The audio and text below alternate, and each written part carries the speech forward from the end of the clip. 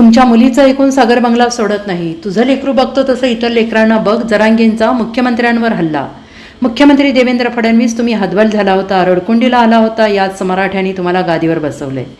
मात्र तुम्ही आता मराठ्यांबाबत बेईमान होऊ लागला आहात. तुम्ही माझं काही करू शकत नाही, पण तुमची मस्ती जायला तयार नसल्याचं म्हणत मराठा आंदोलक मनोज जरांगे पाटील यांनी मुख्यमंत्री देवेंद्र फडणवीसांवर जाहीर टीका केली आहे.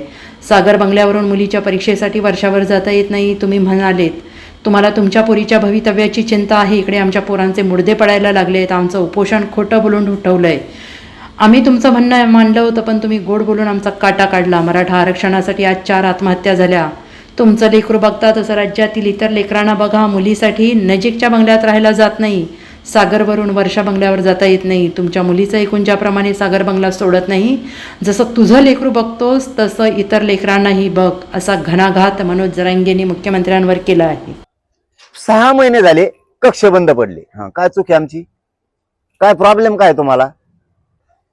सातारा संस्थांचं गॅजेट घ्यायला अडचण काय? बॉम्बे गव्हर्नमेंटचं घ्यायला काय अडचण? जवळपास 11 महिने झालेत त्या त्र्यंबकेश्वर संस्थांमध्ये खोल्याचे खोल्या भरून पुरावे पडून आहेत. कमून नाही घेतले? काय चूक आहे? मी जे मराठ्यांसाठी गोरगरीब पोरांसाठी तळमळ करतो, मग काय चूक आहे? हे चुकल्यावर मला राग येतो. मग यांनी चुकू नये ना. इतक्या दिवसात याला एक बी काम होत नाही का देवेंद्र फडणवीसला?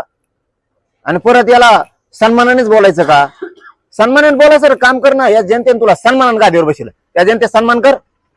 चल कर त्या मराठ्यांच्या पोराचं दे आरक्षण. कर सन्मान मराठ्याचा. मराठ्याने बसवलं तुला गादीवर, कर सन्मान. मन तू उद्या नाही बसशील, नाही तुला मन उद्या जाऊ दे. उद्यापासून म्हणायचं बंद करतो. चल मीडियाच्या बांधवाच्या साक्षीने सांगतो, तू मन तुला मराठ्यांनी सत्तेवर बसवलं, त्याला उद्यापासून शब्द बंद. आपला मराठ्याने तुला गादीवर नाही बसवलं.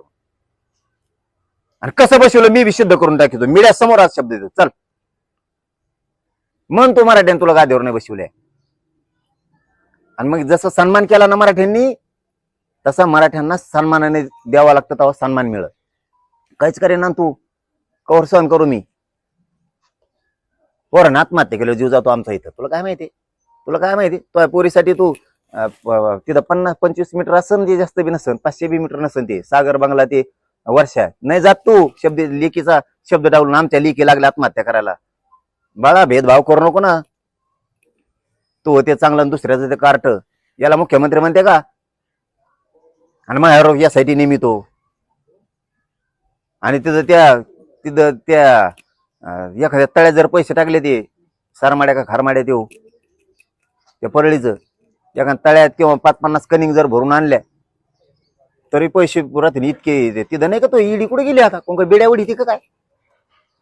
आता काय डोळे गेले का तुमचे? आता ते आरोपी पकडेन ते ना तुम्हाला आणखीन हे नाही जमत का? आणि नुसतंच मी सगळे बरोबर करतो. काल त्या आष्टीला म्हणला वाटत एकालाही सोडणार नाही. धरले कोण सोडायला? कोण धरले? न्यायच देणार कुटुंबाला. काय नाही द्यायला? आणखीन उज्ज्वल निकमाची नियुक्ती सुद्धा नाही. Bureau report, SBN Marathi, Jalna.